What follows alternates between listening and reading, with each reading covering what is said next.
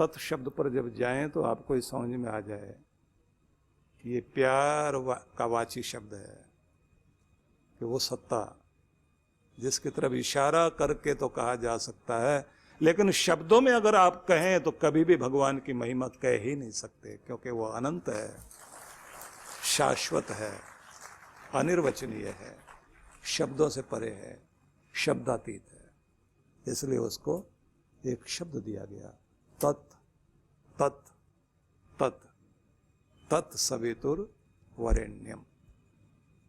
अब व्याख्या होने लगी है, लेकिन सार बताना था मैंने तो, पर मेरी एक आदत है, मुझे लगता है कि जब तक ठीक से समझा ना पाऊं और याद ना कराऊं तो आगे नहीं जाना चाहिए, इसलिए आपको याद कराया।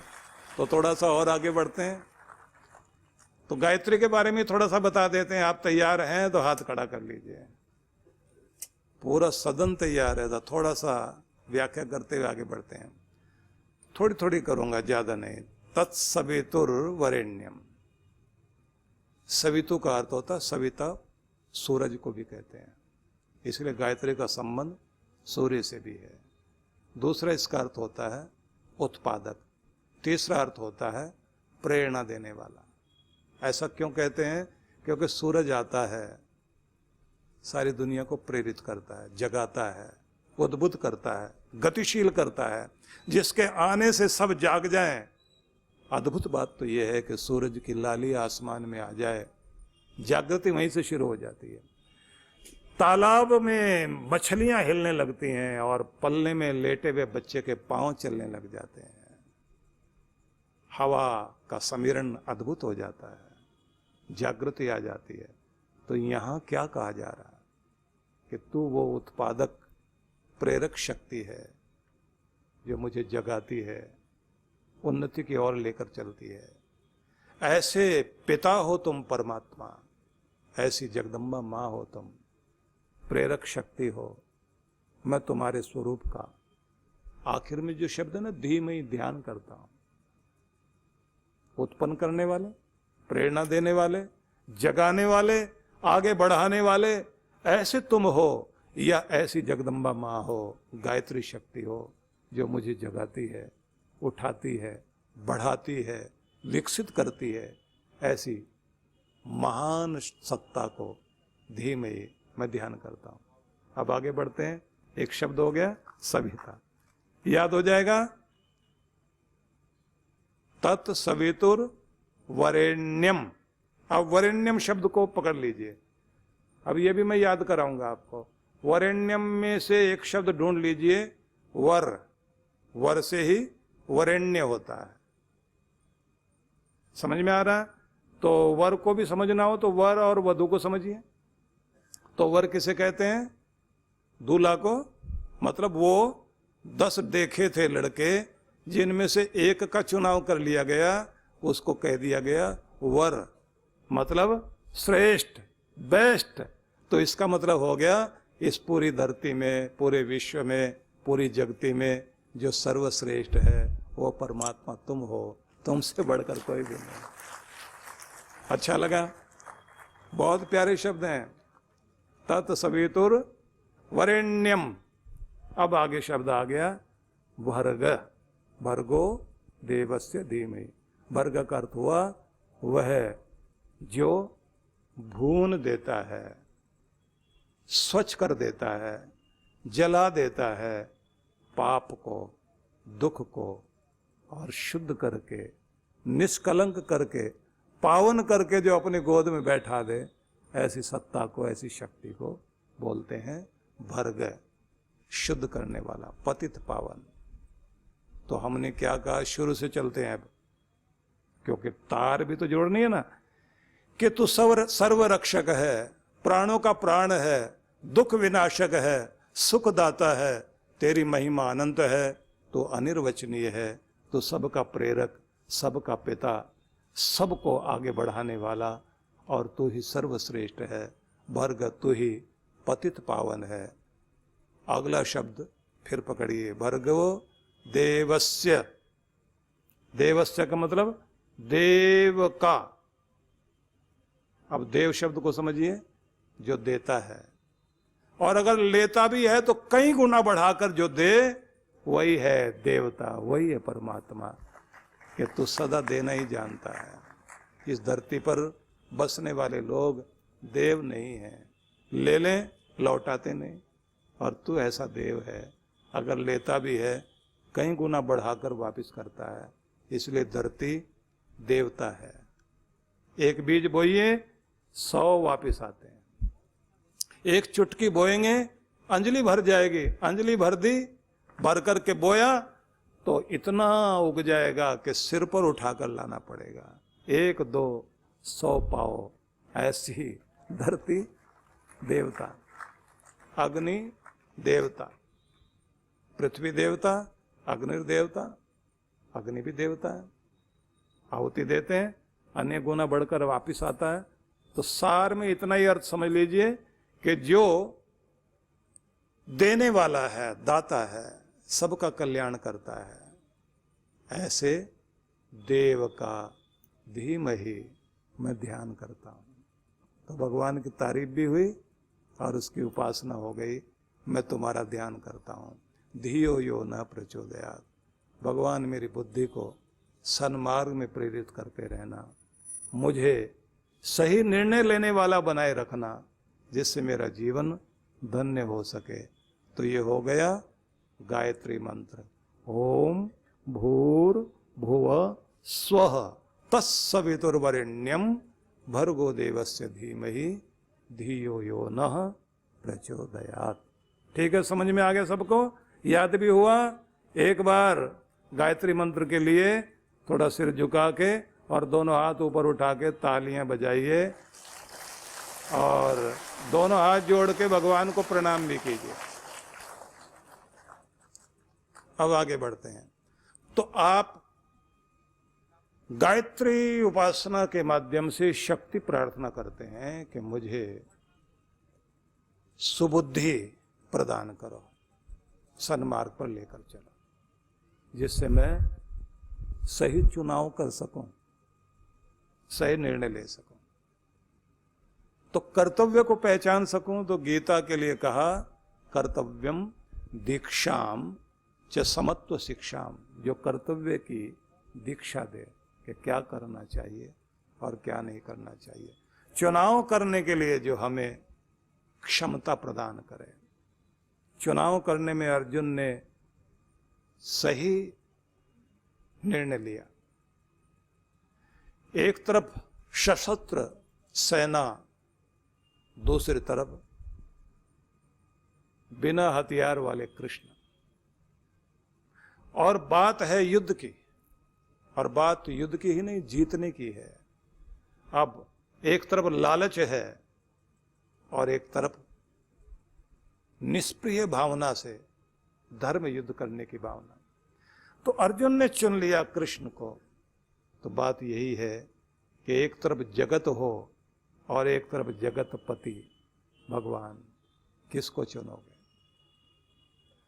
धन को या धर्म को? कौरव की सेना या पांडवों की सेना?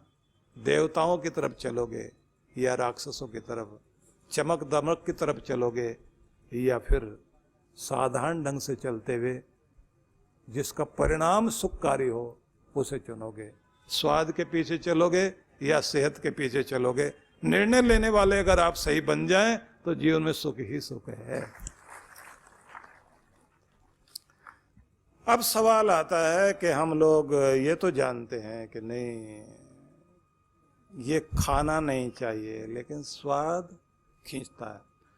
बड़ी अजीब रिपोर्ट आती है कभी कभी सामने कि बहुत अच्छे डॉक्टर, बहुत अच्छी चिकित्सा करने वाले लोग खुद पर नियंत्रण नहीं रख पाते, स्वाद के चक्कर में आ जाएंगे, नशे के चक्कर में आ जाएंगे। एक अच्छे माने हुए डॉक्टर, हार्ट स्पेशलिस्ट, और हार्ट पर और लिवर पर बहुत अच्छे लेक्चर देते थे। और दुखद बात ये, लिवर के कारण ही मौत हुई, लिवर डैमेज हो गया क्योंकि शराब बहुत पीते थे। फैटी लिवर हुआ, फैट शरीर में बढ़ता चला गया, लिवर डैमेज होता गया, और दुनिया आश्चर्य करे, इनके कारण तो न जाने कितने ठीक हुए। तो कितनी बार हम लोग अच्छाई को जानते हैं, अच्छाई में विश्वास भी करते हैं, अच्छाई को पसंद भी करते हैं, लेकिन अच्छाई पे चल नहीं पाते, यहां हम फेल हो जाते हैं। इसके लिए अभ्यास करना होता है और अपने आप को शाबाशी देनी होती है कि मैं अच्छा हूं, अच्छाई की तरफ चल रहा हूं, अपने आप को निखार रहा हूं, अपने ऊपर ध्यान दे रहा हूं, मैं बेहतर हो रहा हूं और बेहतर भविष्य की ओर बढ़ रहा हूं। आपके पीठ कोई थपथपाए या ना थपथपाए, जब कुछ अच्छा करो तो अपनी पीठ खुद थपथपाओ और भगवान को धन्यवाद दो। अगर आप अपने ऊपर थोड़ा ध्यान दे सकें तो ये बात ध्यान रख लीजिए, कहते ना कि हाथों की कुछ लकीरों पर भरोसा नहीं, भरोसा करना तो पूरे दोनों हाथों पर भरोसा करो, जिंदगी बदल जाएगी। रोज आप एक काम जरूर करना। मैं बीच में रुक के क्यों बोल रहा हूं, अंडरलाइन करने लग रहा हूं। एक कोई खास लाइन बोलूंगा जिसे आपने याद रखना है। क्या मैं ये बताने लगा हूं, हर दिन आपकी कीमत या तो घटती है या बढ़ती है। अगर आप अपने को निखारने में लगे हुए हैं तो आपकी कीमत बढ़ रही है, और अगर आप अपने प्रति लापरवाह हैं तो आपकी कीमत घट रही है। आपको खुद कीमती बनना है। ये शब्द आपकी जिंदगी के लिए है। हर दिन आपकी कीमत या तो घटती है या बढ़ती है। अगर आप अपने आप को निखारने में लगते हैं तो ध्यान रखिए आप कीमती बनते हैं, और अगर आप अपने प्रति उदासीन लापरवाह है तो आप अपनी कीमत खुद घटा रहे हैं, और फिर भाग्य को दोष देने से कुछ नहीं होता। इसलिए ये चाहूंगा कि थोड़ी देर के लिए इसे ही एकांत में शांत होकर बैठिए और अपनी जिंदगी के बारे में विचारिए। अगली पंक्ति और आपको कहूंगा, वो भी आपको याद रखनी है। धीरे धीरे बोलूंगा, पकड़ने की कोशिश करना। यदि आप अपने भावी जीवन की योजना नहीं बनाते, ठीक है, साधारण शब्द लगते हैं, यदि आप अपने भावी जीवन की योजना नहीं बनाते तो समझ लीजिए कि आपने अपने फेल होने की, असफल होने की योजना बना ली है।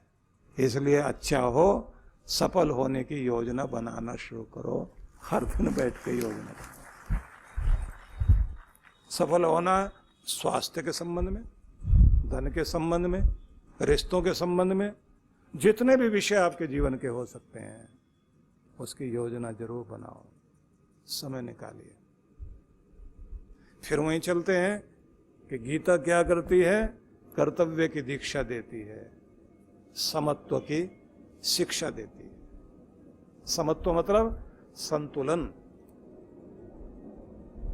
सम अवस्था में रहना। अब इसको भी थोड़ा पकड़ने की चेष्टा करना, बड़ा महत्वपूर्ण शब्द है ये। हर समय हर क्षण परीक्षा होती है आपके संतुलन की, और कमाल यह है कि पूरी दुनिया आपका संतुलन बिगाड़ने में पूरी ताकत लगाती है। कोई निराश कर देगा, हताश कर देगा, कोई जोश दिला देगा, कोई डरा देगा, कोई घृणा पैदा कर देगा, कोई आपको ऐसे शब्द बोल देता है, नहीं कुछ नहीं हो सकता। कभी कभी आप खुद को भी कोसते हैं, मेरे साथ अच्छा नहीं हुआ, हमेशा बुराई होता है, भगवान मेरे साथ ऐसे क्यों करते हैं। बहुत कुछ ऐसा कह करके आप अपने आप को खुद कोस रहे होते हैं, जिसका परिणाम ये होता है कि आप खुद के साथ एक ऐसी अजीब क्रिया करते हैं, जड़ें काटने वाली। स्वामी रामतीर्थ की बात याद आती है। स्वामी रामतीर्थ जापान में गए, उस समय में जब विवेकानंद अमेरिका में भारत का डंका बजा रहे थे और झंडा बुलंद कर रहे थे, उसके कुछ वर्षों बाद ही भारत का संदेश लेकर स्वामी रामतीर्थ भी विदेशों में गए।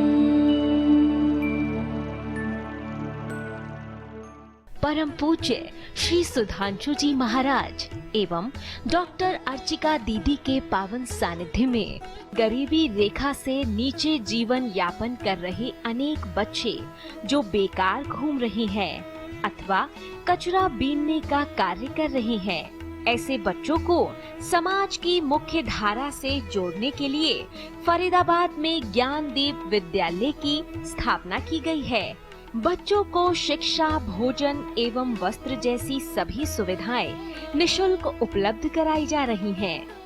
बेटियां किसी क्षेत्र में पीछे न रह जाएं, इस उद्देश्य से ज्ञानदीप में बालिकाओं की संख्या अधिक रखी गई है। बच्चे समाज और देश का भविष्य है। इनके उत्थान के लिए यदि आप भी बाल विकास योजनाओं में अपना सहयोग देना चाहते हैं तो ऑनलाइन डोनेशन के लिए लॉगिन करें www.vishwajagratimission.org। जीवन संचेतना लाखों पाठकों की बुद्धि को सच्चेतना से और हृदय को सद्भावना से परिपूर्ण करने वाली मासिक पत्रिका जीवन संचेतना। ये देववाणी है परम पूज्य श्री सुधांशु जी महाराज के उपदेशों को पढ़ने एकमात्र समान उपयोगी मासिक पत्रिका जीवन संचेतना। सदस्यता शुल्क भारत में,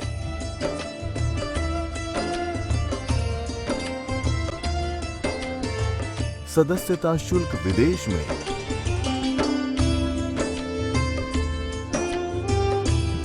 यदि आप जीवन संचेतना की सदस्यता प्राप्त करना चाहते हैं तो इस पते पर संपर्क करें। विश्व जागृति मिशन, आनंद धाम आश्रम, नांगलोई नजफगढ़ रोड, बक्करवाला मार्ग, नई दिल्ली